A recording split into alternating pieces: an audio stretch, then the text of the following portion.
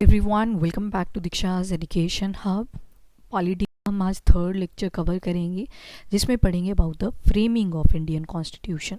इससे पहले हमने रेगुलेटिंग एक्ट 1773 से लेके लॉर्ड माउंटबेटन प्लान जो कि 1946 में आता है वहाँ तक पूरा कंप्लीट कर लिया था।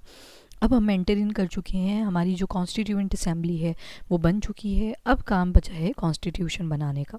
तो पहले तो मेंबर्स असाइन करें कि कौन सी जगह पे कितने मेंबर्स बैठने वाले हैं। जैसे टोटल 389 मेंबर थे, 389 में से 292 मेंबर ये कहाँ से elect होने थे? प्रोविंसेस से। जब भी वर्ड प्रोविंस बोल रही हूँ आपको पता है, बिकॉज आपने मॉडर्न पूरी देखी। छोटे छोटे ये जो एरियाज़ थे, इसमें से कुछ प्रिंसली स्टेट्स भी थी। प्रिंसली स्टेट्स का मतलब है जो ब्रिटिशर्स के लिए बड़े लॉयल थे। तो 93 सीट्स इन 389 में से किसको अलॉट कर दी? प्रिंसली स्टेट्स को। और जो बाकी की 4 बची 389 सीट्स में से ही वो चीफ कमिश्नर प्रोविंस को अलॉट कर दी गई। और ये जो सीट्स थी ना प्रोविंसेस के अंदर, इनको 3 कम्युनिटीज़ के अंदर डिवाइड कर दिया, क्योंकि हमने देखा इलेक्टोरेट पहले सिर्फ मुस्लिम्स के लिए आया था, पर बाद में फिर सिख आ गए थे और जो बाकी की कम्युनिटीज़ थी वो भी मर्ज हुई। तो अभी फ़िलहाल के लिए जो सीट्स थी प्रोविंस की वो 3 कम्युनिटीज़ में डिवाइड करी गई, मुस्लिम, सिख्स और जनरल। प्रोपोर्शन और उनका जो पॉपुलेशन का प्रोपोर्शन था उसके हिसाब से सीट्स दी गई। जिसका ज़्यादा होगा उसको जैसे कम सीट्स दे दी, वैसे चलेगा ये। जो कैबिनेट मिशन का सजेशन था उसको एक्सेप्ट किया गया और असेंबली के लिए इलेक्शन कंडक्ट किए गए जुलाई अगस्त 1946। पर अभी जो गवर्नमेंट बनने वाली है वो कैसी है? Interim government. इंटरिम का मतलब है टेम्परेरी। इसके बाद होता है ऑफिस का इवोल्यूशन कैसे कैसे हुआ गवर्नर जनरल। जस्ट पिछले लेक्चर का ही एक डिवीजन है यहाँ पे। तो देखो, पहले गवर्नर जनरल आए, लॉर्ड वेरिन हेस्टिंग। इससे पहले कौन सी पोजीशन हुआ करती थी? केवल गवर्नर की हुआ करती थी, और गवर्नर एक नहीं होता था। क्यों? क्योंकि 3 इंपॉर्टेंट लोकेशंस थी, एक बॉम्बे, मद्रास और बंगाल। अब एक ही पोजीशन बना दी गई थी, तो गवर्नर जनरल ऑफ बंगाल बना दी गई थी रेगुलेटिंग एक्ट ऑफ 1773 के हिसाब से, और लॉर्ड वेरिन हेस्टिंग को पहला गवर्नर जनरल ऑफ बंगाल बनाया गया। फिर बनी थी position of governor general of India.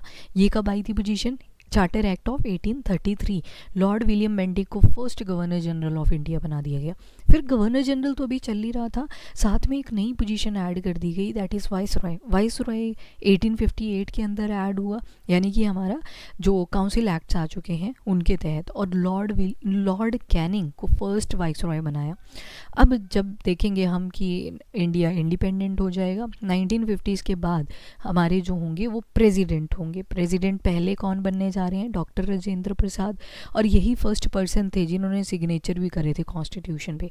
बाकी असेंबली मेंबर्स ने भी करे थे सिग्नेचर कॉन्स्टिट्यूशन यानी कि संविधान के ऊपर, पर जो डॉक्टर राजेंद्र प्रसाद थे, he was the first person जिसने सिग्नेचर किए थे हमारे कॉन्स्टिट्यूशन के ऊपर। अब जो कॉन्स्टिट्यूएंट असेंबली थी, इसको कैबिनेट मिशन प्लान के हिसाब से ही जो था आगे इलेक्ट किया गया। पर वहाँ पे क्या मेन फोकस था? अनडिवाइडेड इंडिया, यानी कि पार्टीशन के बाद कैबिनेट मिशन के अंदर नहीं करी गई थी। उन्होंने बोला था अनडिवाइडेड इंडिया, यानी कि यूनिफिकेशन रहेगी। जो इंडिया का मैप आज हम यहाँ से पार्टीशन शो करते हैं ये ऐसे ही रहने वाला था। बट उसी के बाद तो लॉर्ड माउंटबेटन प्लान लाया गया था, और जो डॉक्टर सच्चिदानंद सिन्हा थे वो इंटरिम प्रेसिडेंट बने, यानी कि टेम्परेरी प्रेसिडेंट बने। तारीख थी 11 दिसंबर 1946। जो डॉक्टर राजेंद्र प्रसाद हैं वो as a president of cabinet constituent assembly elect होते हैं। ये इलेक्ट हुए, ठीक है। इंटरिम प्रेसिडेंट थे सच्चिदानंद सिन्हा, पर डॉक्टर राजेंद्र प्रसाद को इलेक्ट किया जाता है as a president of constituent assembly. कब किया जाता है? तो 13 दिसंबर, 2 दिन के बाद। अभी इलेक्शन के लिए सेटअप किया जा रहा था ना कि कॉन्स्टिट्यूएंट असेंबली तो बनेगी, अब इसके मेंबर्स कौन सा रोल प्ले करने वाले हैं, तो उसके लिए टेम्परेरी पहले प्रेसिडेंट बनाए गए और फिर बाकी इलेक्शन में खड़े हुए। ऑब्जेक्टिव रेजोल्यूशन पास कर दिया जाता है कॉन्स्टिट्यूएंट असेंबली को लेके। किसने किया था? तो जवाहरलाल नेहरू ने। ड्राफ्टिंग किसने करी थी? तो BN राव साहब ने। और BN राव साहब को ही एज अ कॉन्स्टिट्यूएंट असेंबली का एडवाइज़र भी अपॉइंट किया गया। माउंटबेटन प्लान देखोगे तो 2 नेशन की थ्योरी दी, जिसमें सेपरेट कॉन्स्टिट्यूएंट असेंबली पाकिस्तान के लिए बोल दी गई। अब माउंटबेटन प्लान लाए ही क्यों थे? क्योंकि कैबिनेट मिशन से एक प्रॉब्लम हुई थी मुस्लिम लीग को, उसमें बोला गया था अनडिवाइडेड इंडिया। अब माउंटबेटन प्लान के तहत सेपरेट कॉन्स्टिट्यूएंट असेंबलीज जो थी, कॉन्स्टिट्यूएंट असेंबली बोल दी गई पाकिस्तान को, यानी कि अब 2 संविधान लिखे जा रहे हैं, that is one of India and second one of Pakistan. उसके बाद ये देखो, अब इंडिया का सिनारियो कुछ ऐसा दिखेगा आपको। ये सारा इंडिया आ गया, ये वाला पोर्शन आ गया वेस्ट प्रोविंस ऑफ पाकिस्तान, ये आ गया ईस्टर्न प्रोविंस ऑफ पाकिस्तान, ये ईस्ट बंगाल हम बोलेंगे इस वाले पार्ट को, नॉर्थ वेस्ट फ्रंटियर प्रोविंस यहाँ पे भी है, सिलहेट डिस्ट्रिक्ट ये बाद में असम में चली जाती है, ये बलूचिस्तान वाला एरिया है, सिंध है, और ये वेस्ट पंजाब है। ठीक है, ये सारा वेस्ट प्रोविंस है पाकिस्तान का। तो ये देखो, वेस्ट पंजाब प्लस ईस्ट बंगाल, ये यहाँ पे होने थे फ्रेश इलेक्शंस, ये भी ध्यान में रखना। और जो दूसरी तरफ हमने देखा north west frontier province NWP, एक minute, north west frontier province इस तरफ आएगा, ये गलत है, यहाँ पे रेफरेंडम मतलब वोटिंग करी गई, और जब वोटिंग कर दी गई उसके बाद स्ट्रेंथ कितने होंगे मेंबर, कितनी कॉन्स्टिट्यूएंट की जब रीअसेंबली करी गई तो 389 से अब कितने बचे, 299 बचे। तारीख थी 24 अगस्त 1947, 389 से बचे 299, 229 तो आगे इंडियन प्रोविंस के अंदर और 70 आगे थे प्रिंसली स्टेट्स के अंदर, क्योंकि अब मेंबर्स भी डिवाइड ही करने थे। और ये बन गई हमारी सॉवरेन कॉन्स्टिट्यूएंट असेंबली, इंडिया की भी और पाकिस्तान की भी।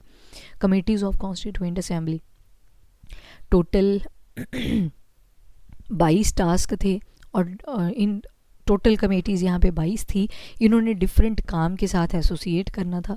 कमेटी की भी 2 टाइप्स थी, एक थी मेजर कमेटी और एक थे उसके चेयरमैन। अब देखो, दूसरी कमेटी सभी पढ़ते हैं, पहले मेजर कमेटी के चेयरमैन देखने पड़ेंगे। सबसे पहले आया drafting commission.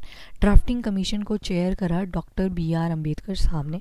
Doctor BR Ambedkar साहब को ही हम बोलते हैं father of Indian constitution. Drafting commission BR Ambedkar. Union power commission, union power commission के जो चेयरमैन हैं वो पंडित जवाहरलाल नेहरू बनते हैं।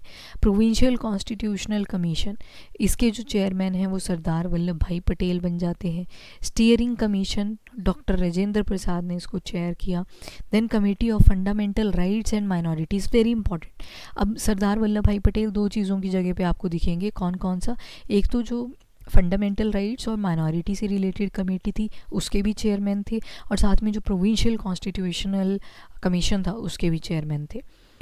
Union constitution commission state committee, union constitutional committee, ये जवाहरलाल नेहरू हैं इसके, ठीक है, यूनियन कॉन्स्टिट्यूशनल कमेटी के।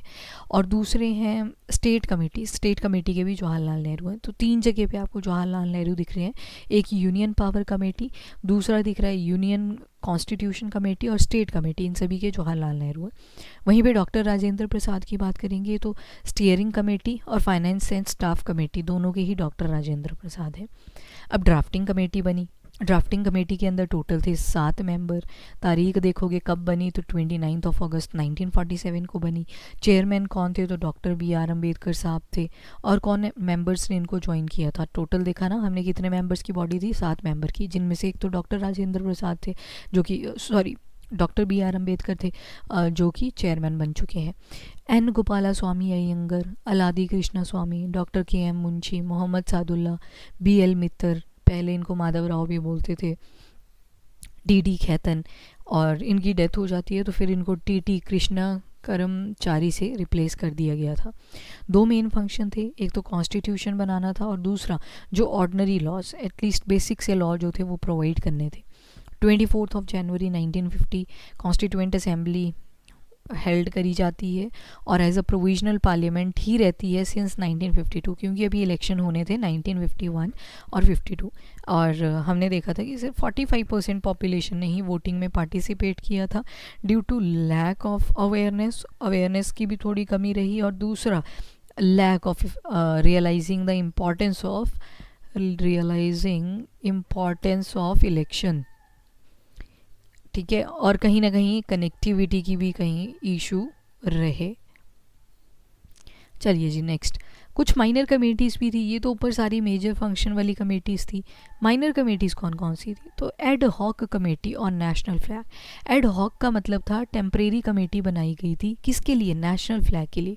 तो जैसे ही नेशनल फ्लैग डिसाइड होना था उस कमेटी को बंद कर देना था। तो एड हॉक कमेटी जो नेशनल फ्लैग पे बनी उसको चेयर किया हमारे first president doctor Rajendra Prasad ने। Order of business committee, order of business committee अगर देखोगे इसके चेयरमैन थे doctor KM. Munshi. Committee on function of constituent assembly, इसके थे जी.वी. मावलकर साहब। फिर कॉन्स्टिट्यूशनल जो ये आपकी असेंबली थी, इन्होंने क्या क्या अडॉप्ट कर ली? ये सारी चीज़ें जो भी टारगेट रखे थे, जैसे नेशनल फ्लैग अडॉप्ट करा 22 जुलाई 1947। 22 जुलाई 1947 को नेशनल फ्लैग अडॉप्ट कर लिया। नेशनल एंथम और नेशनल सॉन्ग, नेशनल एंथम यानी कि जन गण मन, और नेशनल सॉन्ग जो थे यहाँ पे वंदे मातरम 24 जनवरी 1950 को अडॉप्ट करा, यानी कि रिपब्लिक डे से 2 दिन पहले। और ये 22 जुलाई को हमने इंडिपेंडेंस से पहले नेशनल फ्लैग अडॉप्ट कर लिया था। उसके बाद आती है जो कॉन्स्टिट्यूएंट असेंबली है, उसको कितना टाइम लग गया कॉन्स्टिट्यूशन फ्रेम करते हुए? तो 2 साल 11 महीने और 18 दिन। इसके बाद जो कॉन्स्टिट्यूएंट असेंबली थी, इसको 2 साल 11 महीने और 18 दिन लगे कॉन्स्टिट्यूशन को फ्रेम करने के लिए, और लास्टली असेंबल हुई 26 नवंबर 1949 को, जिसको अब 2014 के बाद से हम एज अ कॉन्स्टिट्यूशन डे की तरह सेलिब्रेट कर रहे हैं। जो कॉन्स्टिट्यूएंट असेंबली थी इसने कॉन्स्टिट्यूशन के ऊपर साइन कर दिया, और जो फर्स्ट मेंबर थे जिन्होंने सिग्नेचर करे वो डॉक्टर राजेंद्र प्रसाद थे। 284 मेंबर्स ने साइन किए थे ऑन द कॉन्स्टिट्यूशन। 26 जनवरी को कमेंसमेंट के लिए डिसाइड करा गया। कमेंसमेंट मतलब पूरी इम्प्लीमेंटेशन कॉन्स्टिट्यूशन की 26 जनवरी 1950 को करी गई। क्यों? आपको याद है स्टोरी पूर्ण स्वराज की, हमने पहले टारगेट रखा था 26 जनवरी 1930 का, कि उस दिन हम पूर्ण स्वराज को अटेन कर लेंगे। कौन सा सेशन हुआ था? तो लाहौर वाला था, कांग्रेस का लाहौर वाला सेशन ऑन 31 दिसंबर 1929। तो इसको हमने डेट दे दी थी। इसी वजह से हमने 26 जनवरी को एज अ जो कमेंसमेंट ऑफ कॉन्स्टिट्यूशन है उसके लिए डेट हमने डिसाइड कर दी। अब देखो यहाँ पे कुछ इंपॉर्टेंट डेट्स हैं, and we are done with the basic chapter of the polity. इसके बाद हम फिर जो मेन एजेंडाज हैं कॉन्स्टिट्यूशन के अंदर जो आपको पता होने चाहिए उस पर फोकस करेंगे। इम्पॉर्टेंट डेट्स, 9 दिसंबर 1946 पहली सीटिंग होती है कॉन्स्टिट्यूएंट असेंबली की। 11 दिसंबर 1946, 11 दिसंबर यानी ये 2 दिन के बाद जो डॉक्टर राजेंद्र प्रसाद हैं उनको हम इलेक्ट कर रहे हैं as a president of the constituent assembly. 13 दिसंबर 1946 ऑब्जेक्टिव रेजोल्यूशन इंट्रोड्यूस किया जाता है जवाहरलाल नेहरू के द्वारा, यानी कि जिसमें एम्स एंड ऑब्जेक्टिव लिखे हुए थे हमारे कॉन्स्टिट्यूशन में। 22 जुलाई 1947 कॉन्स्टिट्यूएंट असेंबली ने अडॉप्ट किया अपना नेशनल फ्लैग। 15 अगस्त 1947 ब्रिटिशर्स ने पूरी की पूरी पावर्स दे दी इंडिया और पाकिस्तान के पास। ऑन 14 अगस्त 1947 पाकिस्तान अपना इंडिपेंडेंस डे मनाता है, क्योंकि टाइम जोन का फ़र्क आ जाता है और पाकिस्तान में अभी उधर 14th ही चल रही थी। 26 नवंबर 1949 कॉन्स्टिट्यूशन को अडॉप्ट कर लिया गया। थोड़ी बहुत चीज़ें एनेक्ट कर दी गई, पर पूरी इम्प्लीमेंटेशन आप देखोगे 26 जनवरी 1950 को होगी। पर उससे पहले 24 जनवरी 1950 को हमने देखा 2 दिन पहले रिपब्लिक डे के कि नेशनल सॉन्ग और नेशनल एंथम भी अडॉप्ट कर लिए गए। 26 जनवरी 1950 कॉन्स्टिट्यूशन फोर्स में आ जाता है और डॉक्टर राजेंद्र प्रसाद एज फर्स्ट प्रेसिडेंट इलेक्ट होते हैं। 25 अक्टूबर 1951 और 21 फेब 1952 इस टाइम जोन में चलता है हमारा फर्स्ट जनरल इलेक्शंस। तो तभी तो इलेक्शंस के लिए हम लिखते हैं 1951 52। 51 लिखाओ 52 लिखाओ दोनों ही ठीक होते हैं, पर डैश लगा के लिखाओ तो वो ज़्यादा एक्यूरेट रहता है। ठीक है, तो यहाँ पे हमारे सारे एक्ट्स कंप्लीट हुए। अब जो नेक्स्ट लेक्चर आएगा आपका that is about the features of constitution. Features क्या क्या हैं हमारे कॉन्स्टिट्यूशन के अंदर उनको हम देखेंगे, पर देखेंगे नेक्स्ट लेक्चर में। अभी के लिए इतना ही। If you like the video do like and share as well as subscribe the channel. Thank you everyone, have a nice day. आप टेलीग्राम भी ज्वाइन कर सकते हो, वहाँ पर आपको अपडेट्स आते रहते हैं। Thank you everyone.